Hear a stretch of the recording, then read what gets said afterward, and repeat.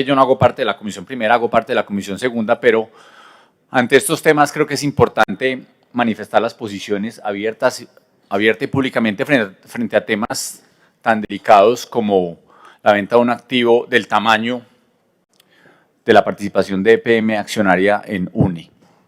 Y voy a dividir esto en tres partes. La primera es qué son los riesgos y qué riesgo está corriendo hoy EPM. Lo segundo que quiero decir es la incoherencia. Y tercero, las propuestas.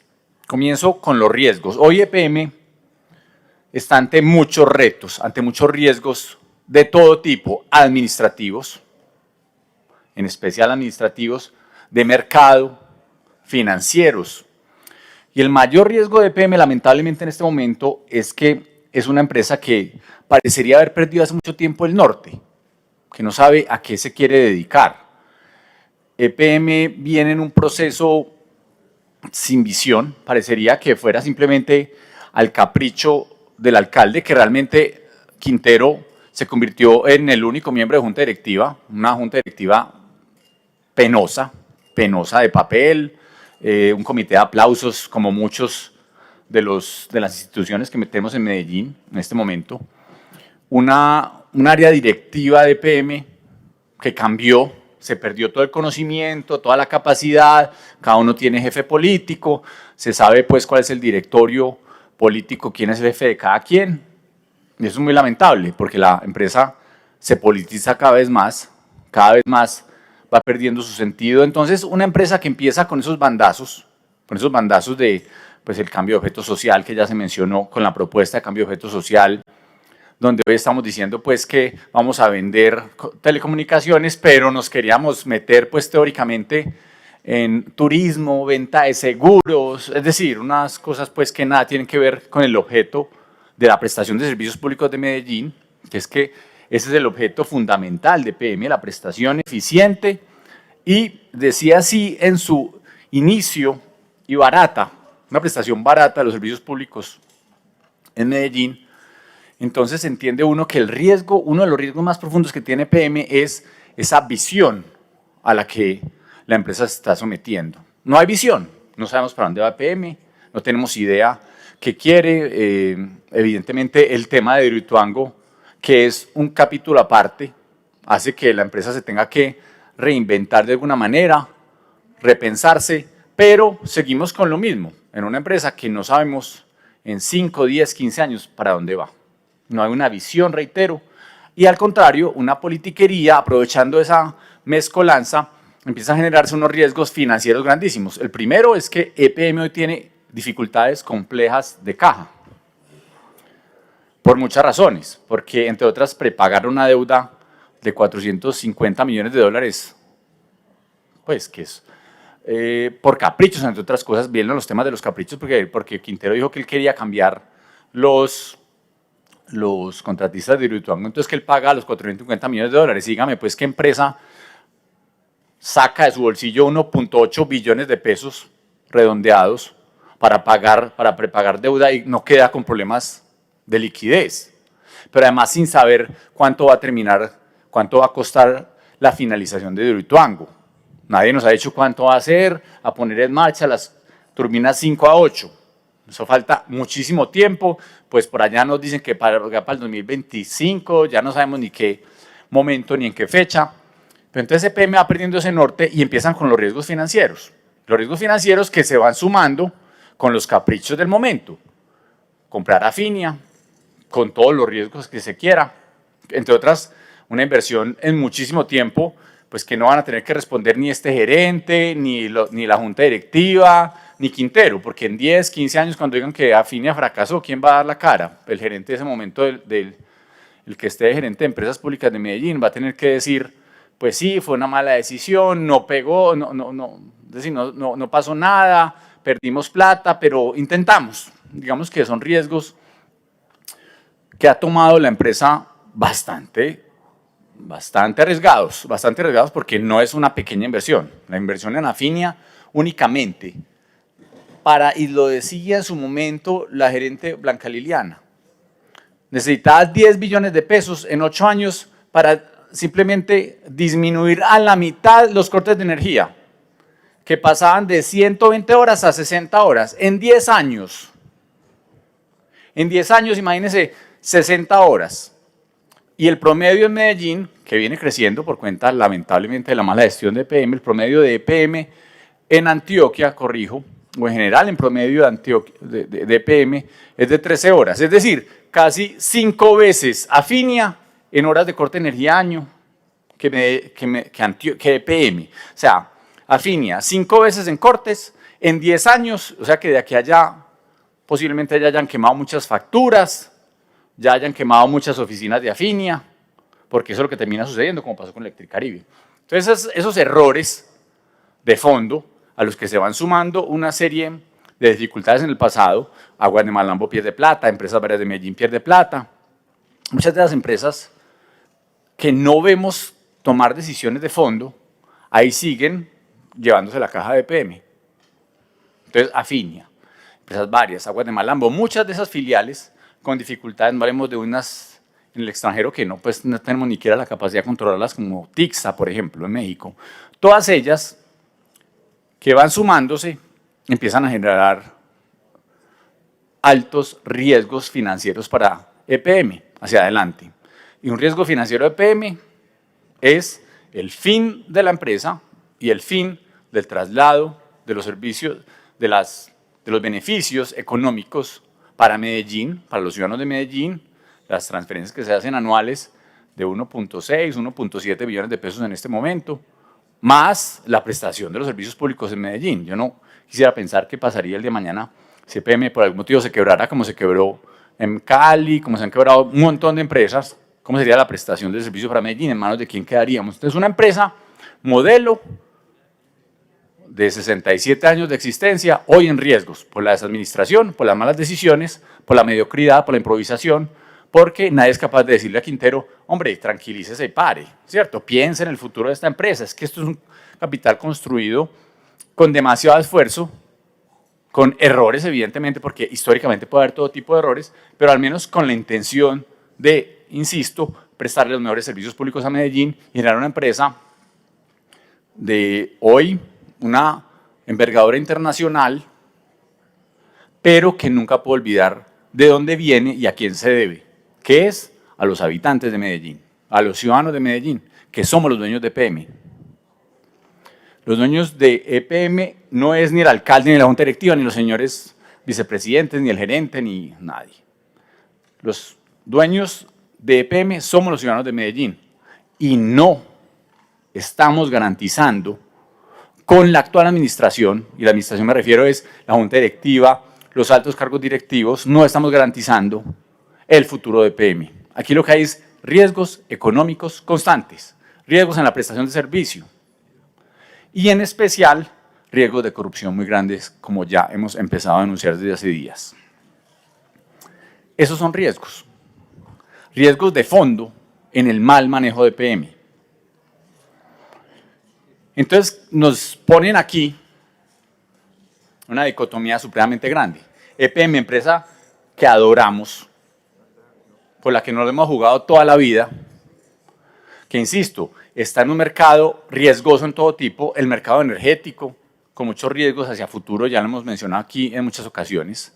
El mercado energético es un mercado altamente regulado, que normalmente esos mercados tan regulados, lo que termina pasando es que nuevas tecnologías, nuevas alternativas se los tragan muy rápido, como sucedía con telecomunicaciones en su momento. Telecomunicaciones era un mercado supremamente regulado y resulta que las tecnologías lo acabaron en mucho menos tiempo de lo que estaban esperando.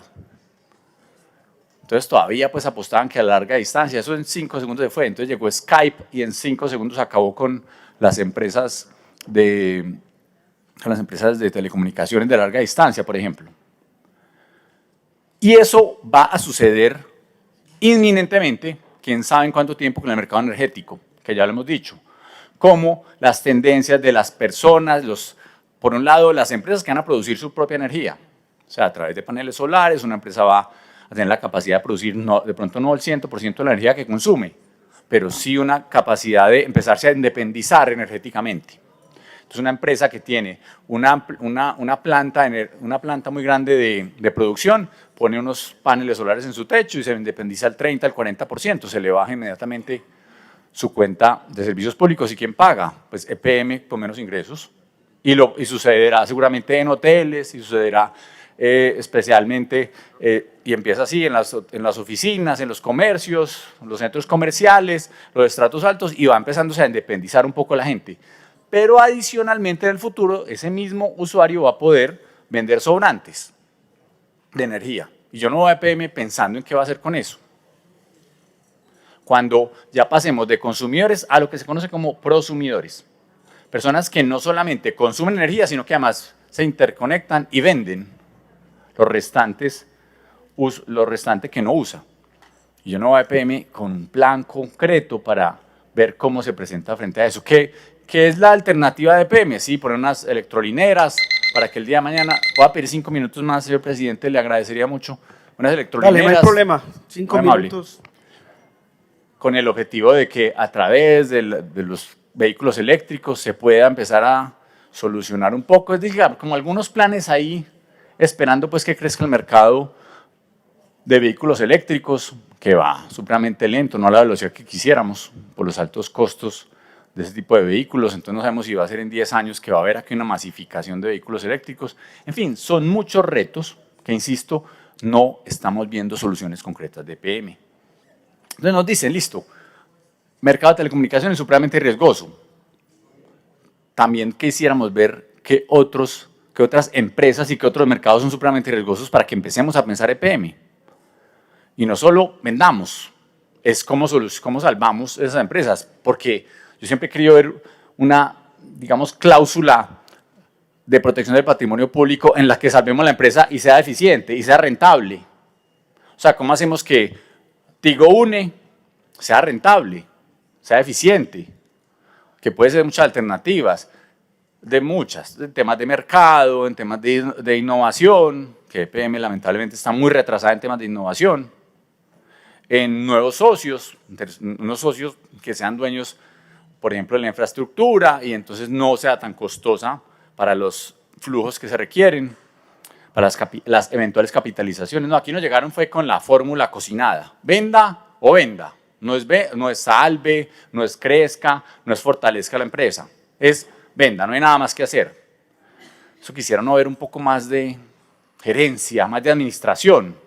Eso sería un tema muy importante. Pero a la vez, yo lo digo constantemente, se ve la incoherencia de este gobierno, se ve la incoherencia de la administración. Entonces hablamos de servicio de Internet como servicio público esencial. Bueno, y entonces uno dice, ¿cómo se va a prestar? No tiene que ser necesariamente una empresa pública, pero al menos como una empresa que tenga algún tipo de incidencia pública podría ayudarse a mejorar la conectividad en Medellín, en el área metropolitana, en Antioquia y en muchas zonas del país. Digamos que haya un punto, el mínimo vital, listo. Entonces estamos diciendo, creamos un mínimo vital de Internet. Aquí con la misma ponente del proyecto de acuerdo de la venta de UNE, crea el mínimo vital de Internet, lo lidera. Y uno dice, vamos a meterle la plata, vamos a vender por un lado a UNE para meterle por el otro lado plata vía subsidio a la tarifa, a UNE ya privada, a Tigo Une ya privada, raro. Pero vamos más allá. Valle del Software, listo. ¿Cómo vamos a buscar que la ciudad, con toda la carreta que nos dicen de Valle del Software, porque en la realidad ha sido nula el avance, pues, además de entregar unos computadores, pues tal vez que es lo único que ha mostrado en la idea de este gobierno de Valle del Software, pero decimos que a Valle del Software pues no vamos a montar la autopista, tenemos pues los carros, entre comillas, pues no la autopista digital, al menos pública, sino que la vamos a privatizar, que todas las redes de Internet de alta velocidad, la red de fibra óptica que ha hecho una inversión supremamente grande, Tigo Une para ello, donde EPM tiene una participación, pues se entregue todo al privado. Y un tema que se discute muy poquito, pues para los que les gusta hablar descrestando, como yo veo que Quintero no habla del tema, el Internet de las cosas. La empresa de telecomunicaciones va a saber más que la empresa de energía sobre el consumo de una persona. Es que se hallaba el Internet de las cosas. Entonces hablamos de cuarta revolución industrial, solo para descrestar, un minuto para terminar.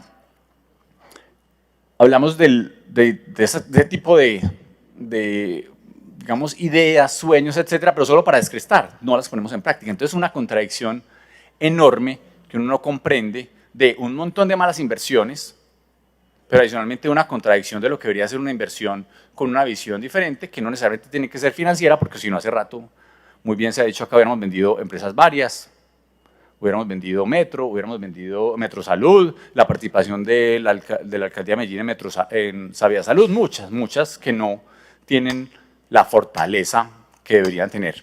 Y aquí, 30 segundos con eso, por eso hicimos una propuesta, porque entendemos que hay riesgos que no son los únicos de EPM.